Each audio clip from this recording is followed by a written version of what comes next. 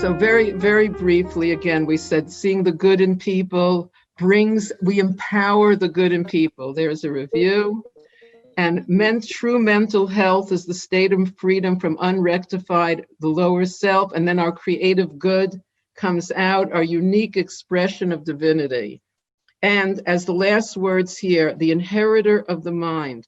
Who do we want to inherit our mind? What thoughts do we want to inherit our mind? I mean, so it seems we should go for judging people favorably and empowering the good in them. Let's try. Okay, now next page, 82, still part of our review. Okay, so it's speaking about the 3 lines down, the inner point of pristine goodness within us that cannot be defiled. And this is so essential. We have a pristine, this is the voice of our divine soul, a pristine goodness within us that cannot be defiled. It's so important for teenagers to know this. It's so important for us to know this. It's so important for everyone to know this. It's wonderful. I always wanted to know that I had a pristine goodness within me that cannot be defiled. It's so healthy. It's so healing. It's where healing comes from.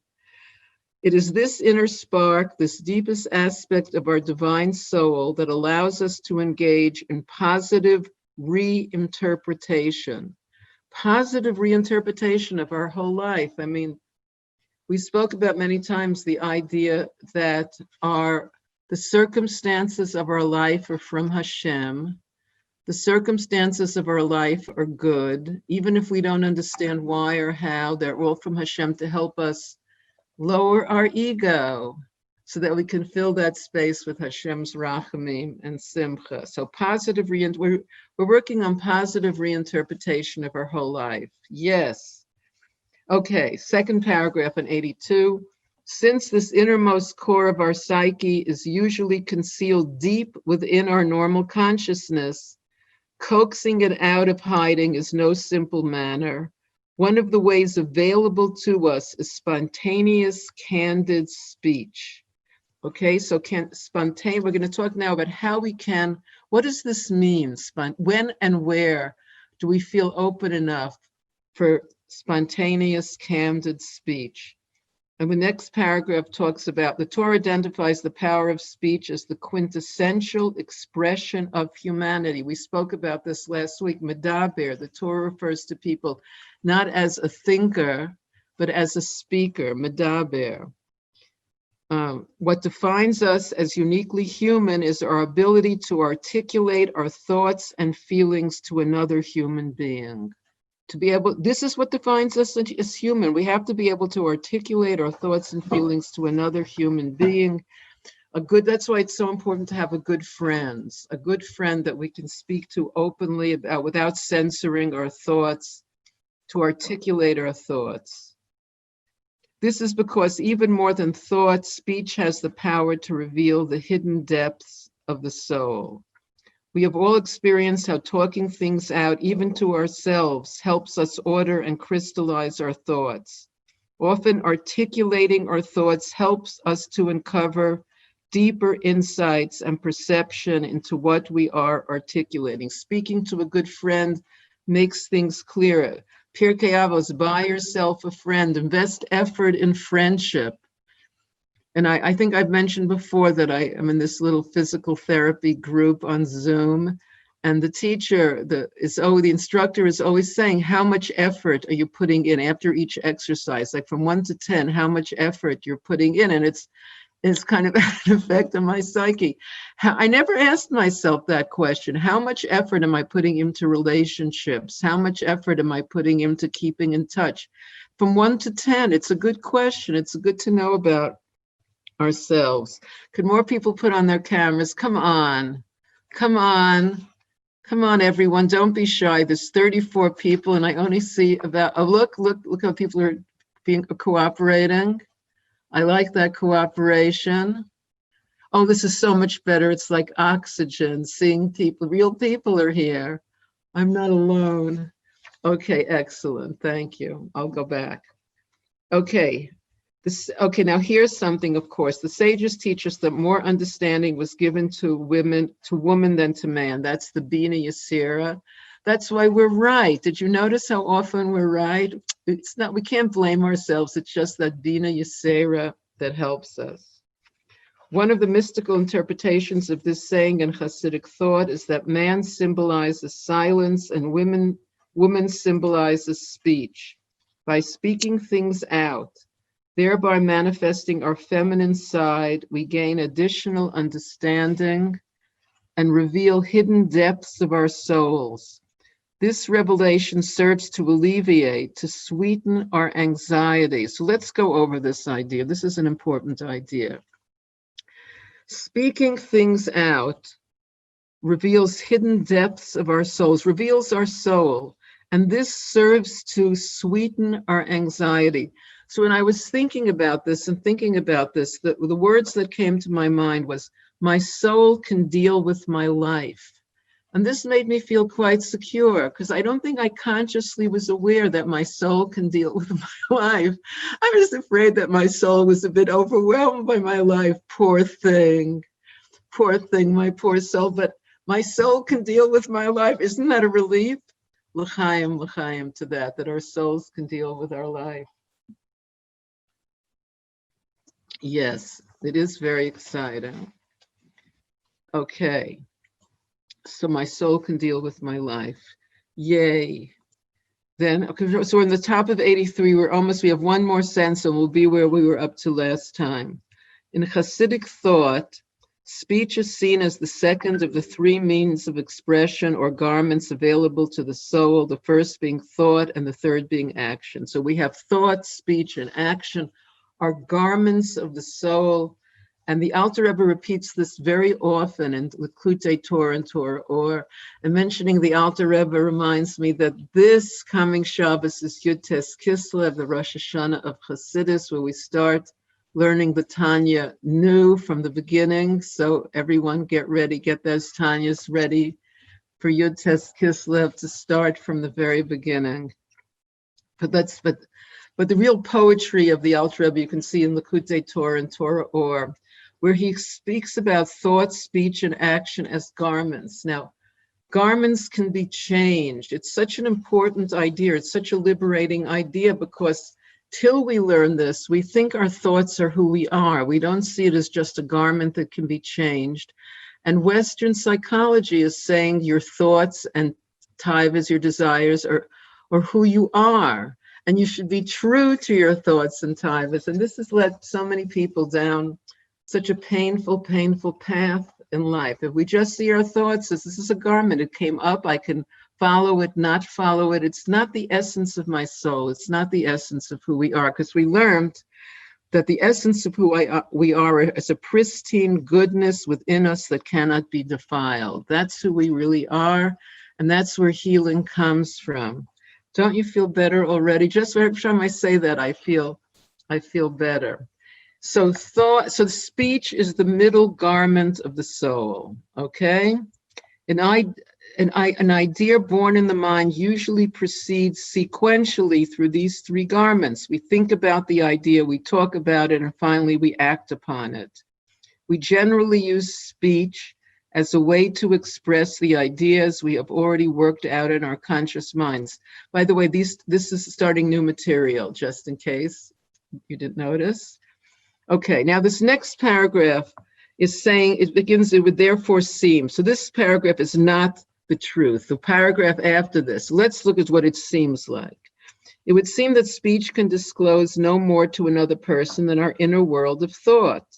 The world of conscious thought, however, is quite limited relative to the vast realm of unconscious thought that constitutes the unconscious mind. Speech would thus appear to be restricted to expressing the limited ideas of the conscious mind. But now we're getting to the truth. Get ready, this next paragraph on page 83, the middle paragraph. The truth is, however, that speech is not just the end product of thought. It is an independent garment that functions on its own. Just as at times we do not talk about our ideas, but simply think about them and then act upon them, bypassing speech.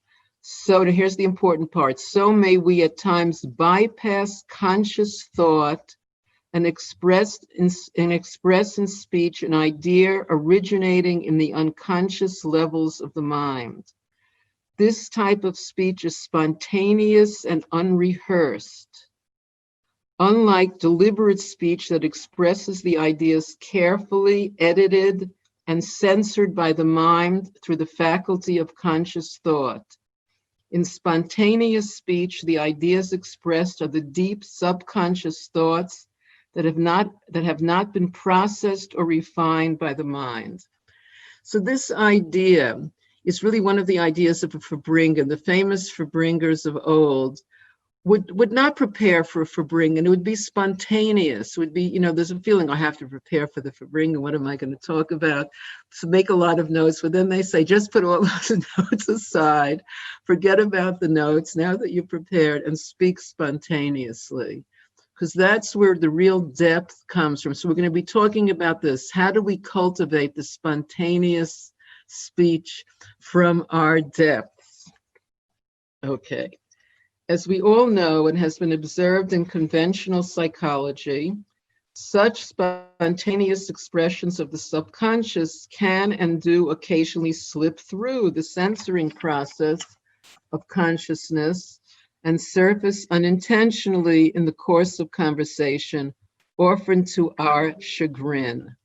So this is what was known as the Freudian slip. And just a word that I heard from Rabbi Y.Y. Jacobson about Freud, Sigmund Freud.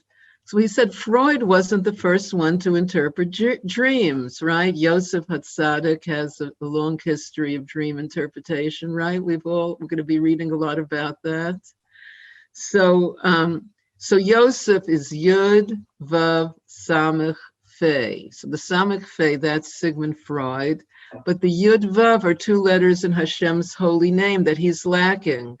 So Freud said, when you dig deep, you're going to find mud. Everyone, dig deep into anyone, you're going to find a lot of mud. And Hasidus teaches, dig deeper and you're going to find diamonds. And what are those diamonds? That's the pristine goodness within us that cannot be defiled. So I think that's a very important idea in understanding how Hasidus is different from pop psychology. Nachon, please nod your head in agreement. Thank you. Okay, thus we see that relaxed, spontaneous speech can reveal both aspects of our soul that are normally obscured by the conscious mind. So what are both aspects? One is the inner point of divine purity, that's the divine soul, which we said many times. This is why chapter 2 of the very beginning of Tanya, the Alter Rebbe introduces the concept of the divine soul, because we can't understand Tanya without understanding that we have a divine soul. It's essential to know. So that's one part of our often subconscious mind, is our divine soul. And then we have the deep recesses of the unrectified animal subconscious. Sometimes, remember, the deep recess. I don't know why I laugh at these things, and I weep at the same time. Please understand. The deep recesses of the unrectified animal subconscious. We do have that also. This, of course, is as it should be, since we must reveal the former, the divine soul, in order to rectify the latter, the animal soul. In other words, remember we learned about those 3 stages of the Baal Shem Tov, Hachna, Havdalah, Hamtaka, Havdalah being the middle one, separation.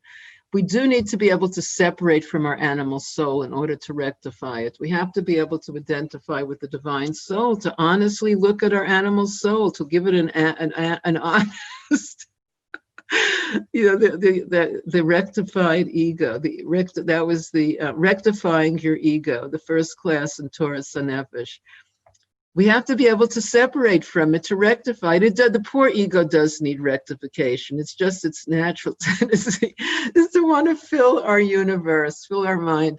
And so lowering it down into a nice, comfortable state of shiftless, which is really very healthy, because number one, we said the space is filled by Hashem's Rachmanis on the one hand, and Simcha on the other hand, and not having to uphold our self-image. Okay, we're going to speak more about that. Let's continue.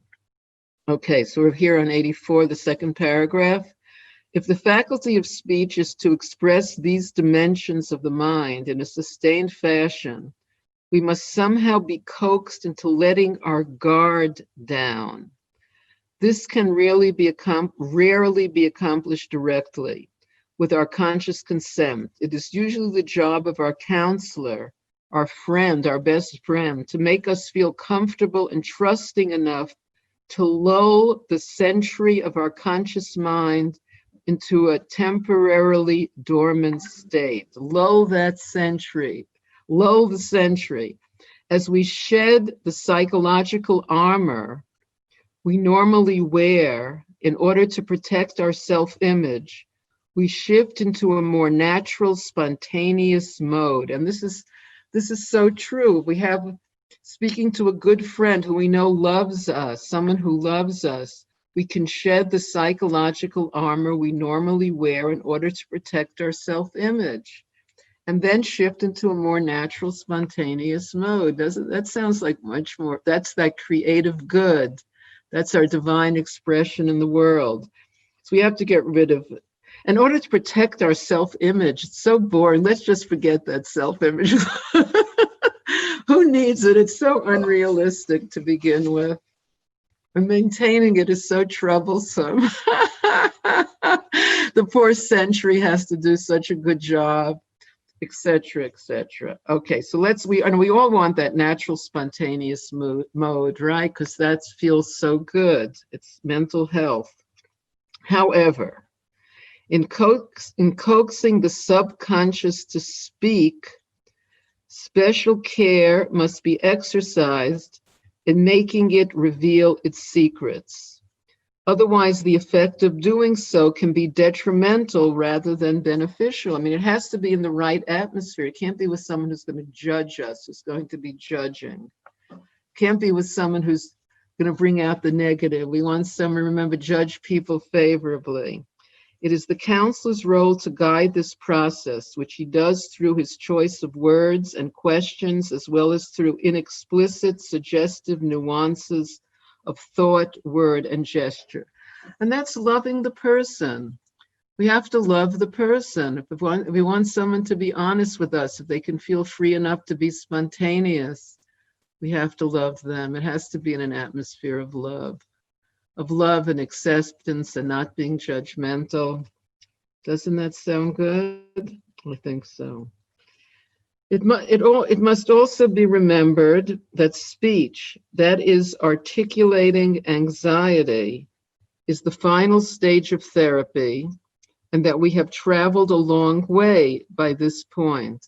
So it's a big thing to be able to speak honestly from the heart to a good friend. We've had to go through, it's been a lot of, what was this, part 20 in our studies of this wonderful book by Rabbi Yitzchak.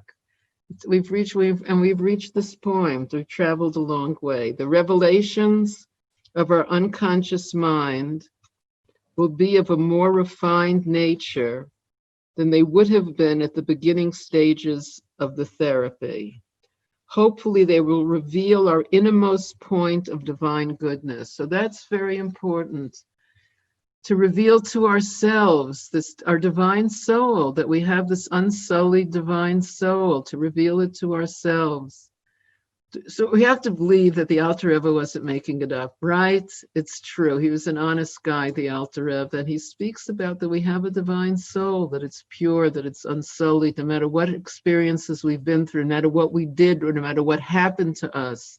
I mean, it's so healing, because people can feel like being so messed up by the circumstances of my life that like I'm a hopeless case. But no, not true.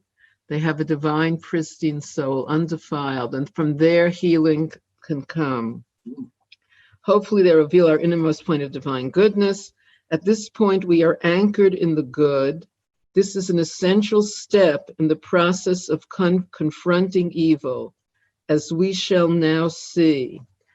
So anchored in the good is anchoring our identification in our divine soul. Okay, so I'd like to see a few more faces here. Let's see, because we have 42 people. That is quite a good number of people. Oh, look, there's someone. Come on, look, I'm even speaking. I'm even speaking. The least you could do is show your face. Look, it's so hard and I'm speaking. Oh, look, people are waving. This is great. This is how life should be. Look at the nice people. It's so encouraging. Thank you. It's much appreciated. Wow. And there's even people on this. I only see 25 at once, but this is really wonderful. Okay. So the next, I just to say something about yesterday. I don't want to let the yesterday, Yud Beis Kislev, is the yurtzeit of the Chelek Bas Ayin, the holy Bas Ayin, Avram Dov Me'avrich, who made Aliyah in 1830 to Tzfat. It was a big deal in those days to go from Europe to Tzfat in 1830. He's buried in a little sort of cave in Tzfat, halfway. If you start off at the Arizal and walk down to the grave of our beloved Schwartzy, then you go right past the Bat Ayin. It's so exciting. You could stop by in his cave. He likes visitors. It's well known that he likes when people come and visit. And he wrote the first book of Hasidus that was published in Eretz Yisrael. He came in 1830. He didn't want to publish his book till it was exposed to the air of Eretz Yisrael. He had a real feeling for Eretz Yisrael to come at that time. And he was summoned. There's many miracles associated with him. There was an earthquake in Sfat at that time, and the buildings were falling and shaking, and he was in his shul. He told all of his Hasidim to stand close around him, cuddle around him, and the other part of the ceiling fell in of the shul. You could even see in his shul today the line in the ceiling of the part that stayed up during the earthquake and the part they had to rebuild that fell down. So and Bat Ayin is one of the. It's named after him. I mean, it means the daughter of the wellspring. There are well springs here, but it's the Halakha. So yesterday was his yurtzeit, and we said in the beginning. Oh, the beginning wasn't recorded. I should say again that tonight, Yud tonight, tomorrow is the wedding anniversary of the Rebbe. The day that he said, the 25th anniversary, the Rebbe said, this is the day that connects me with you and you with me. So it's a time to strengthen his kashrus of connection with the Rebbe, with the Rebbetzin. They should have nachas from us. L'chaim, l'chaim. And it's good to have a little dance. If you find a dancing partner, don't forget to break out into dance. That's the idea. Yes, excellent. Wow. Okay. So we're really coming along. I can't believe we're really on page 85 of our book. It's quite miraculous. And it's called The Continuum of Morality. The continuum. Isn't that an interesting idea? The continuum of morality, the spectrum of morality. Kabbalah conceives of good and evil as opposite poles on the continuum of morality. This means that any situation or entity in life contains elements of both good and evil. Our ability to safely descend down the moral continuum towards the pole of evil in order to transform it into good depends on how strongly we are connected to the upper regions of the continuum, near the pole of good. And again, we've spoken many times about, it's later in the book, that it's the three definitions of evil. Just because we're using the word, I feel we have to redefine it, because it's good to say anyhow. So the first level of evil, the easiest to understand, is the Torah says not to do something, and we have a taiva to do it. So that's a simple, please. Please note when it happens. Oh, look, it's so exciting. I'm having a time to do something the Torah says not to do. I can label it. Instead of identifying with it, I can label it. That's level one.